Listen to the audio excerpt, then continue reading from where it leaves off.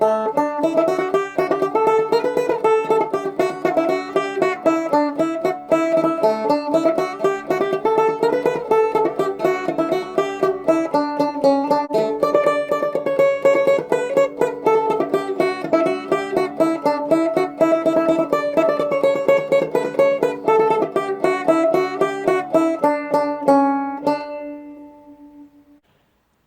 Kelly and Victoria Fairy Stories, Volume 2, Kelly's Regatta. If you should happen one day to go into a garden and look behind a hedge and spy under a bush next door to a daisy, and if you looked hard and were good and always brushed your teeth, then you might, just might, catch glimpse of a house. Victoria Fairy's house.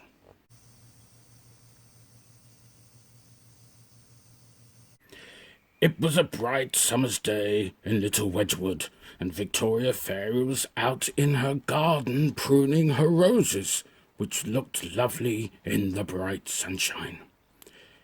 It was very warm, and Victoria Fairy had her big floppy sun hat on to stop her getting too hot, but even with her hat on, she felt hot and sticky. So, when the phone rang in her cottage, she was glad to retreat into the shade for a while. Answering the phone, she heard the familiar piping voice.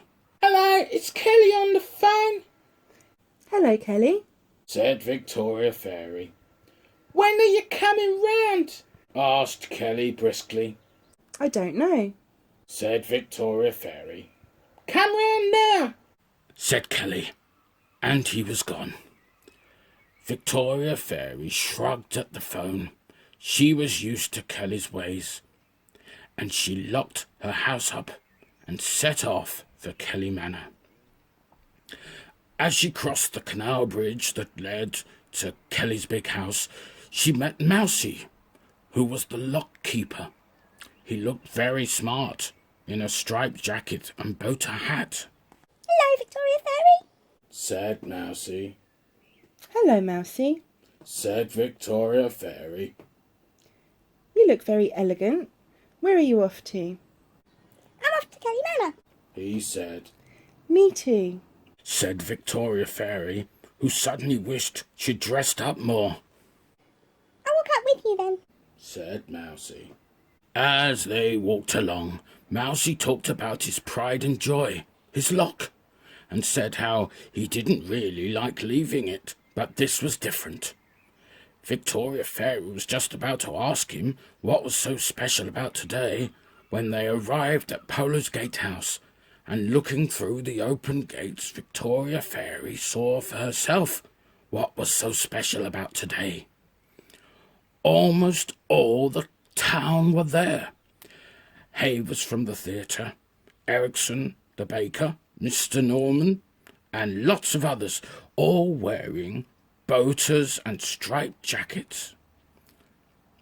They were all in little rowing boats on the lake in the grounds of the manor.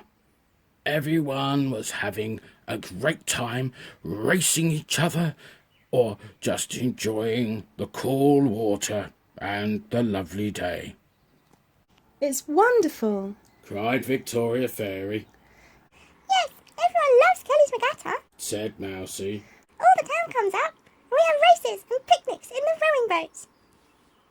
As they talked, Polo came over to them. "Hello, Victoria Fairy. Hello, Mousie," He said. "Kelly wants you to join him in his boat for afternoon tea. Best hurry, or he'll forget what he's doing and decide to go exploring or something." He smiled and gave Victoria Fairy a wink. Kelly's boat was tied up by the side of the lake and was the biggest one there. It had a canopy to keep the sun off as well as a motor in it, so no one had to row unless they wanted to. In the boat were Kelly and a table laid out with cakes and scones and jelly and everything. They all stepped into the boat and pushed away from the bank into the lake. Picnicking on the water was lovely. and Victoria Fairy dipped her fingers into the water and hummed a favourite tune as they lazily moved along.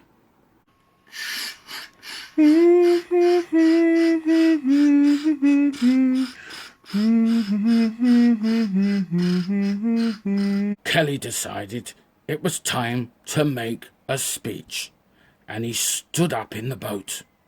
Ladies and gentlemen, thank you all for coming on this special day, He said.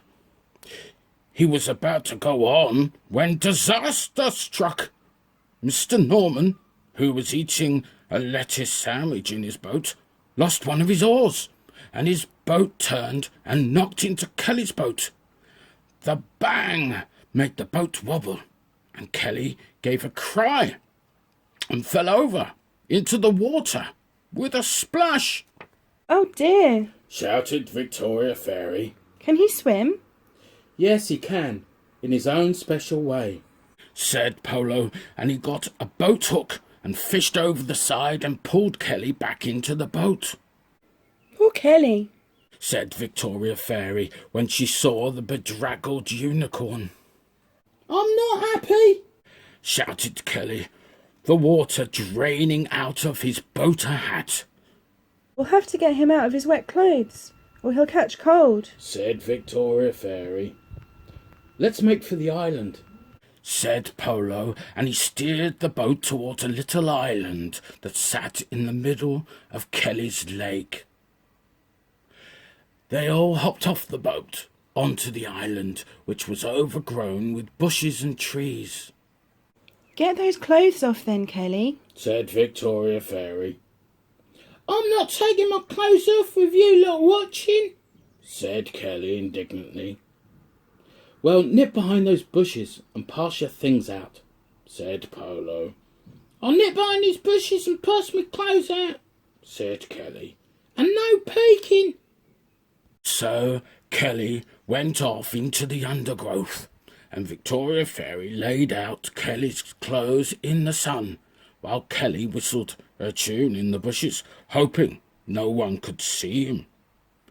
The others were just settling down for a cup of tea on the bank of the island, paddling their feet in the water, when there was a shout, and out shot a bear Kelly.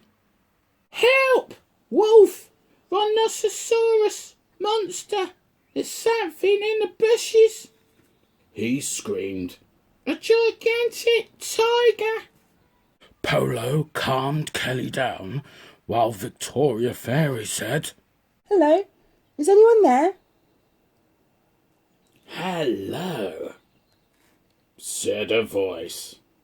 They all held their breath as they saw a striped pattern in the undergrowth. "Oh, thank goodness," said the voice. "Rescue us." I told you, a gigantic, ferocious tiger, said Kelly. I told you. I did, you know. I did. Well, he is a tiger, said Victoria Fairy. but he's not gigantic. And he looks more like a cushion than something ferocious. My name's Tiger, said the tiger as he came out to see them. I've been stuck on this island for 2 days. I'm starting to worry, How did you get here? asked Victoria Fairy. In my hot air balloon. I crash-landed the other night, and I've been living off HP sauce ever since, said Tiger. That must have been hard. Said Victoria Fairy. No, said Tiger. I like HP sauce. I was just going to put some messages in the bottles when you fellows turned up, and jolly glad to see you too. You've got a hot air balloon? Asked Kelly, who seemed to have lost his fear of Tiger. I've always wanted one of those. How can I get one? Do they go very high? Are they hard to fly? Do they? Polo interrupted Kelly. Well, let's get you off the island then, Tiger, and continue the picnic. He gave a little cough and said quietly to Kelly, Best put your jeans on. Kelly went very pink and, grabbing his jeans, disappeared into the bushes. I'm not happy, he said. They all had a lovely time back on the water and learnt all about Tiger and his hot air balloon, which was stuck in a tree on the island. Polo got it later in the afternoon. Tiger said he would let them all go for a ride sometime. He had just moved into town and was going to start an antique and hot air ballooning shop. He was also good on the harmonica and played them a song, which Mr. Norman danced to.